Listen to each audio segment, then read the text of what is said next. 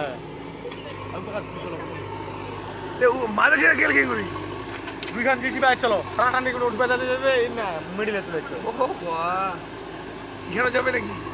এখানে গেলে কি হবে টানি ওঠাবে কোন গাড়ি এখন ছিল হলে ফাইভ বাই করে গেলি ওখানে আছে মিডিলে তারপর লাগে ও এই দোকান কি করে